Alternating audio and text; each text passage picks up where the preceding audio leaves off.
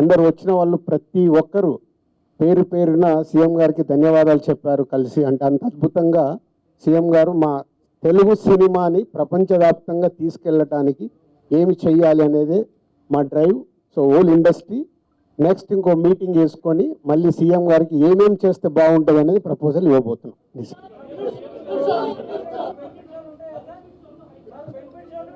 ఇప్పుడు ఇంకా టికెట్ రేట్లు బెనిఫిట్ షోల వరకు టాపిక్ కాదమ్మా, ముందు ఇండస్ట్రీ గ్రోత్ అది చిన్న పార్ట్. అది బెనిఫిట్ షోలు టికెట్ రేట్లు అనేది చిన్న పార్ట్, దానికి ఇంపార్టెన్స్ కాదు.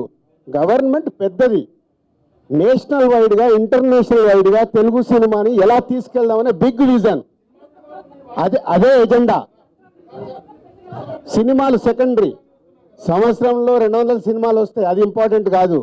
తెలుగు సినిమాని ప్రపంచవ్యాప్తంగా హై లెవెల్లో పెట్టడానికి ఏం చేయాలి, హైదరాబాద్ని ఇంటర్నేషనల్ హబ్గా ఎలా చేయాలి, ఇవి చాలా పెద్దవి. చిన్న చిన్న విషయాలు మనం మాట్లాడుకోవాల్సిన అవసరం లేదు, అవన్నీ టైం చెప్తాయి.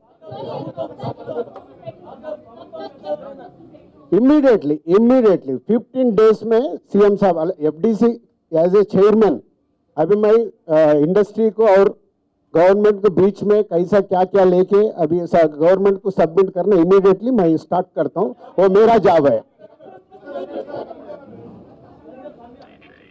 या नेक्स्ट स्टेप कमिटी వాళ్ళు మినిస్టర్స్ ని కూడా కమిటీలో మెంబర్స్ గా ఇస్తామన్నారు. సో అది తీసుకొని ఇండస్ట్రీ నుంచి కూడా కొంతమందిని తీసుకొని ఎఫ్డీసీ మధ్యలో ఉంటూ ఒక కమిటీ ఆర్గనైజ్ చేసుకొని ఇవన్నీ అంటే పెద్దవి మాకు బిగ్ ఛాలెంజ్ ఇచ్చారు సీఎం గారు, దానికి రీచ్ అవ్వాలి. సంక్రాంతి సినిమాలు టిక్కెట్లు ఆపండి, అది ఇంపార్టెంట్ కాదు, అది ఇంపార్టెంట్ కాదు, పెద్దది పెట్టడానికి. मैं एक काम करता हूँ, मैं ये जो इधर गवर्नमेंट ऑफिशियल से जो काम होना हो गए, मैं एफडीसी की बुला के आप लोगों का Q&A होना बोलता हूँ, मैं एफडीसी में लगा के बुलाता हूँ. Okay, thank you very much.